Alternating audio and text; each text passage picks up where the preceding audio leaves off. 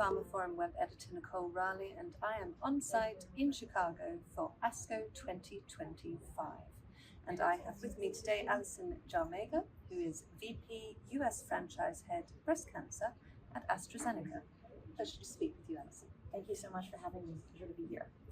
So at this year's annual meeting, AstraZeneca is presenting late-breaking data from the DESTINY-Breast09 Phase III trial, evaluating first-line treatment in patients with HER2-positive metastatic breast cancer.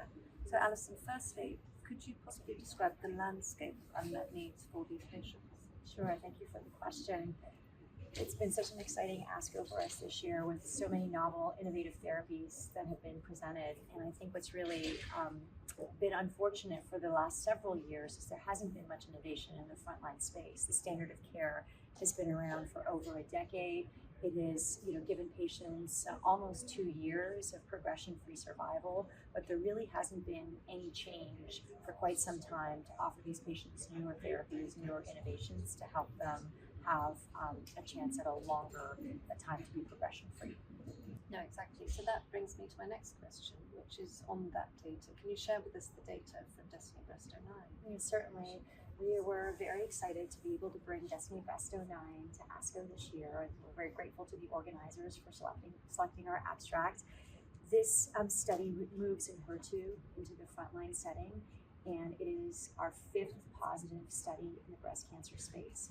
What this study showed was that Enhertu, in combination with pertuzumab, showed a 44% reduction in the risk of disease progression and death versus standard of care, which is THP, and that's been around for over a decade. So to be able to really challenge that conventional therapy and improve it significantly was something that was really meaningful to us and hopefully to patients.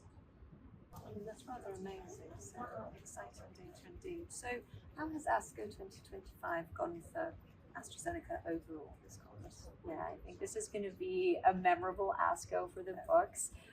This is our 7th ASCO in a row where we've had plenary sessions, which is really remarkable when you take a look at our industry peer set. And we are just excited that we are bringing our values, which is to always put patients first and to follow the science, to fruition. We are very much committed to innovation, bringing new therapies, and ultimately eliminating cancer as a cause of death. And I think we are taking the right strides and the right steps in that direction. Absolutely. So if we think about those innovations and the forward-moving path, for you, what have been the highlights from this year's meeting, and any takeaways that you think might very well change that landscape of oncology on the horizon? Yes.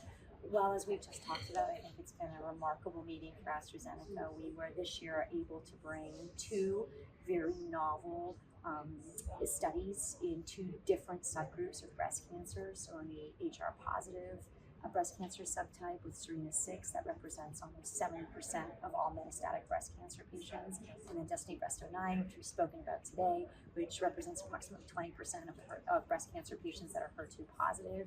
And so that is incredibly exciting in terms of really challenging the status quo and bringing innovation to patients. I think some of my key takeaways was there was a lot of excitement that our pipeline is coming to fruition. I think that we also have an extensive pipeline, and we look forward to bringing more data and more trials and more innovation in the future. And I think what I also walked away was just how can we continue to ensure that we meet patients and physicians where they are, that we make this data meaningful to them, that we make it accessible to them, and that we really continue to empower them in their decision-making of their disease. Exactly. Powerful science to empower patients. I love that. Oh, yes, thank you. That should be the tagline. Okay, we'll go with that. Thank you very much. It's been a pleasure. Thank you so much.